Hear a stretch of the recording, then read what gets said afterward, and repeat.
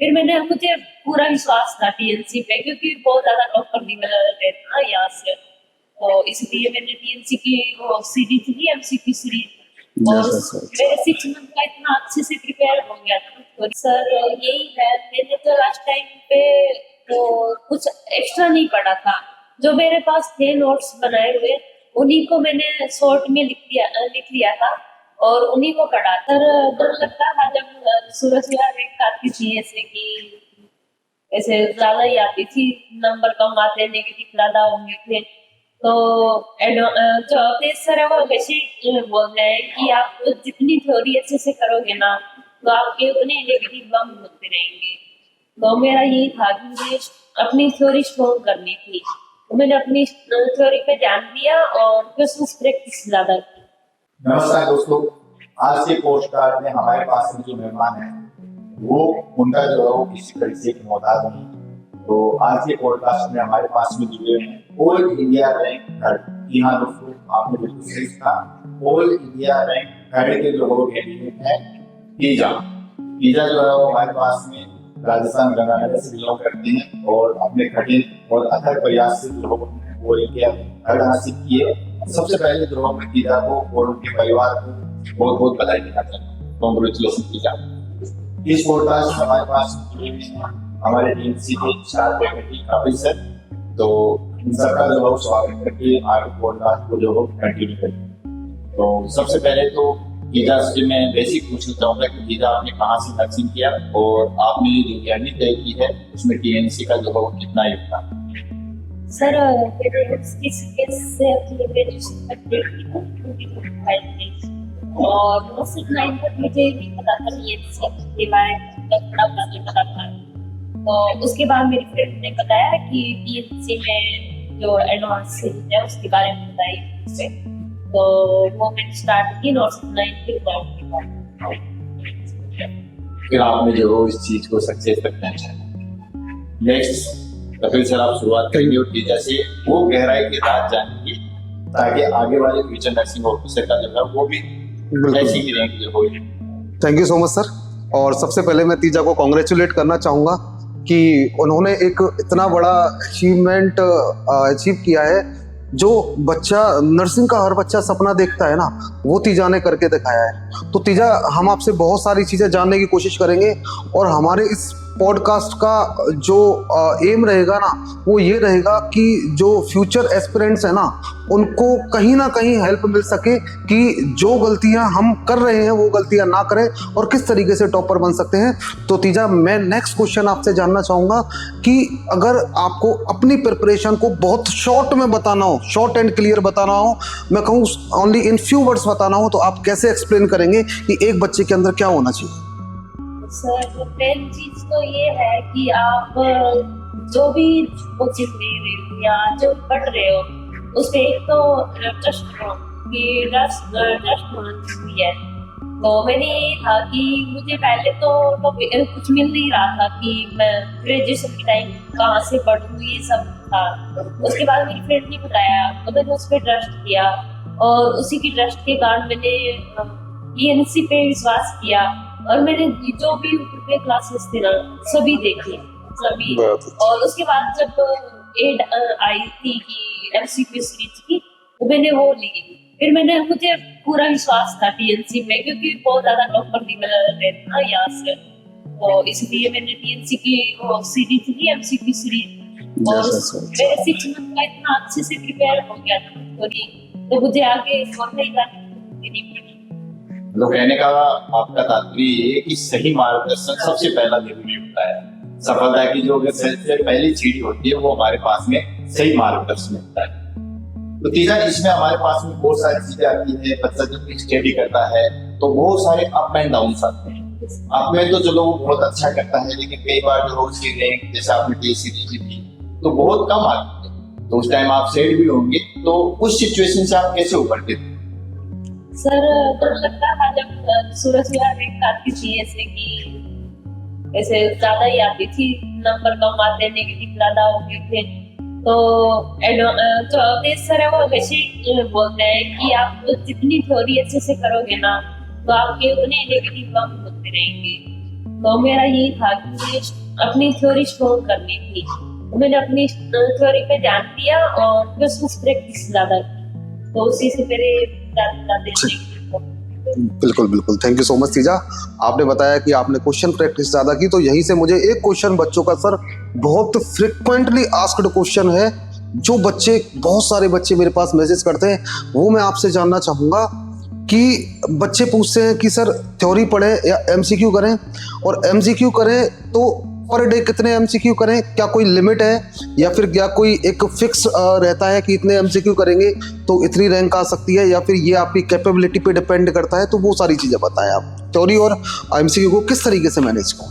Sir मेरा तो ये था कि मैं जितना टॉपिक पढ़ती थी ना थ्योरी का, उतनी उसी टॉपिक से रिलेटेड मैं एमसीक्यू करती थी, और एमसीक्यू के लिए भी ज्यादा बुक मुझे नहीं लगता है करनी चाहिए, ऐसे हर जगह लानी चाहिए, तो जो 4 बुक है मेन वो ही पढ़नी चाहिए, और थ्योरी तो मेन है ही, और लास्ट टाइम में जैसे है आने वाला है, तो उस टाइम आप सिर्फ एमसीक्यू प्रैक्टिस ही कर दो।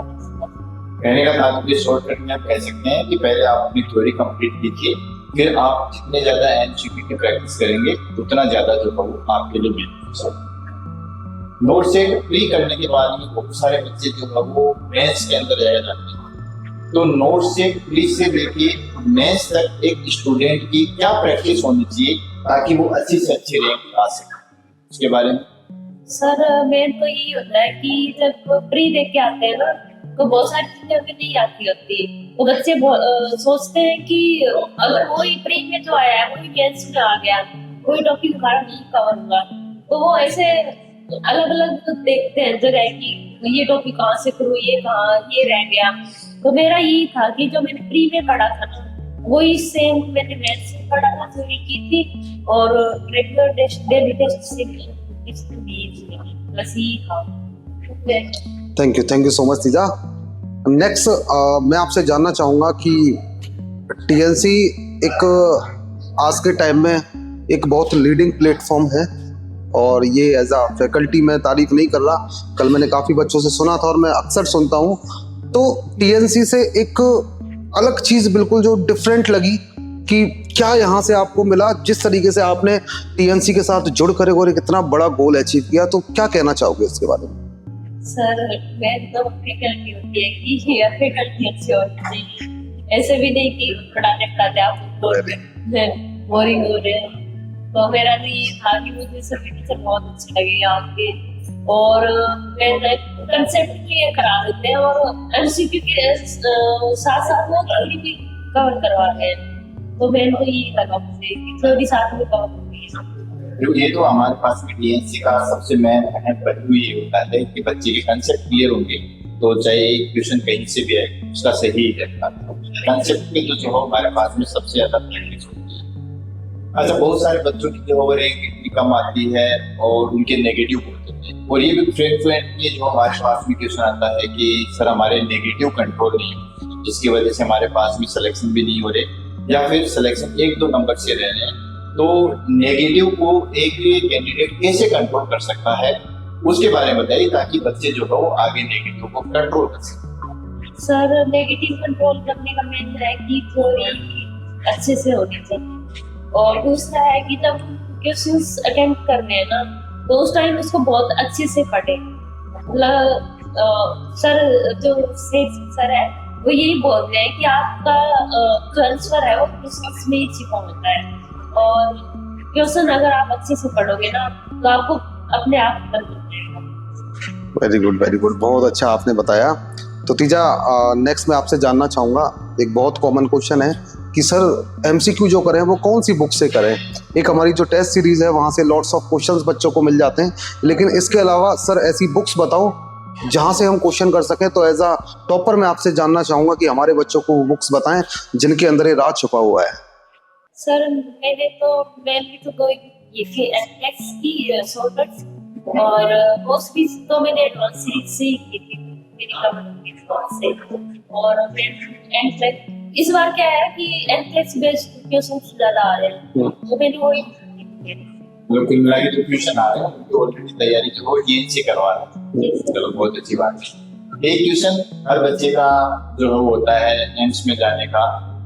खैर आप तो चले गए हो एम्स में, आपका नेक्स्ट फ्यूचर प्लान क्या होगा कि अभी जो हो यहीं पे रुक जाना है या आगे ये फ्यूचर जो हो आपने डिसाइड करना है कि देखो यहाँ तक तो मुझे पहुंचा है? सर मेरा क्लिनिकल भी है क्योंकि मुझे अच्छा लगता है वहाँ पे काम करना, तो मेरा तो यही है कि आगे ऐसा नौकरी रहेगी। वेरी गुड, टीचिंग के लिए जा सकती हूँ। बहुत अच्छे। तो आपने बताया कि आपका क्लिनिकल में बहुत इंटरेस्ट है, डेट्स वाई आप वहाँ पर ही रहने वाले हैं ना, बहुत अच्छी बात है। नेक्स्ट मैं आपसे जानना चाहूँगा, जैसे अभी लास्ट समय चल रहा है नेक्स्ट नोट सेट के अंदर, तो हमारे जो बच्चे हैं वो पूछते हैं कि सर अभी ज़्यादा टाइम नहीं है हमारे पास, जैसे जुलाई एंड चल रहा है, अगस्त है और फिर सितंबर मिड में हो ही जाता है एग्ज़ाम, तो 1.5 मंथ के अप्रोक्स हैं। तो अब लास्ट टाइम में हमें क्या करना चाहिए, हमारी स्ट्रेटजी क्या रहनी चाहिए कि हम एक बहुत अच्छी रैंक वहाँ अचीव कर सकें? सर यही है, मैंने तो लास्ट टाइम पे तो कुछ एक्स्ट्रा नहीं पढ़ा था, जो मेरे पास थे नोट्स बनाए हुए उन्हीं को मैंने शॉर्ट में लिख लिया था और उन्हीं को पढ़ा था और ज्यादा से ज्यादा एमसी की प्रैक्टिस की थी। मतलब अगर आपकी सफलता को मैं समराइज करने की कोशिश करूं तो आपका सबसे पहला पॉइंट हो गया कि आपने अच्छे पे ध्यान दिया, उसके बाद आपने जो है वो अच्छी से थ्योरी कंप्लीट की, बेसिक क्लियर करने के बाद आपने ज्यादा से ज्यादा एमसीक्यू प्रैक्टिस सॉल्व की और उसके बाद जो है आपने उन प्रैक्टिस से जितने भी नेगेटिव थे उनसे आपने सबक लिया और उसको कम से कम किया। और ये तीनों स्टेज में जो है टीएलसी आपके साथ में जुड़ी हुई है। चलो इसी कड़ी में जो है वो अंतिम समय में हम पूछना चाहेंगे कि जो हमारे कैंडिडेट जो बीएससी नर्सिंग कर रहे हैं, कौन सी ईयर से जो है उनको शुरुआत कर देनी चाहिए नोट सेट, मतलब कौन से ईयर को आप मानते हो कि यार इस साल में आते आते तो जो है वो नोट सेट की तैयारी करके देनी चाहिए? सर मेनली होता है कि 3rd ईयर में, क्योंकि मैंने ज्यादातर जो लगती है हुई पढ़ी थी तो 3rd ईयर से स्टार्ट कर देना चाहिए, क्योंकि मेरे सब्जेक्ट या साइकेट्रिक उस टाइम होते हैं, तो 3rd ईयर में। वेरी गुड, बहुत अच्छे टीचा, आपने बहुत अच्छी जानकारियां हमारे बच्चों को दी हैं जिससे एक सही ट्रैक हमारे बच्चों को मिल सके। उसके लिए मैं धन्यवाद करना चाहूँगा आपका और इसी के साथ में मैं शुभकामनाएं भी देना चाहूँगा कि आप जीवन में इसी तरीके से आगे बढ़ते रहें और आप जिन ऊंचाइयों तक जाना चाहते हैं उन ऊंचाइयों तक जाएं। हमारी पूरी टीम की तरफ से, पूरे टीएनसी परिवार की तरफ से मैं आपको शुभकामनाएं देना चाहूँगा और फिर से धन्यवाद बोलना चाहूँगा। Thank you so much. अगर तीजा मैं लास्ट एक में से एक लाइन में जो हमारे फ्यूचर नर्सिंग ऑफिसर है उनके लिए जो कहना चाहते हैं उनके बारे में बताइए, एक लाइन में कोई भी एक छोटा सा मैसेज जो उनके लिए इंस्पायर हो और उस इंस्पायरेशन को लेके वो आगे बढ़े। मतलब ट्रस्ट है, मेन चीज तो ट्रस्ट ही है कि जो भी पढ़ रहे हो उसके ट्रस्ट करो, उसको कंसिस्टेंसी मेंटेन करो और बस आगे बढ़ते रहो।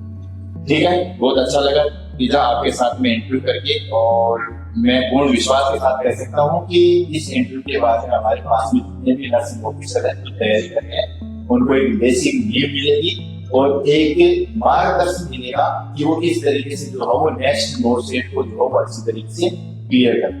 Thank you sir, thank you sir, thank you Teeja.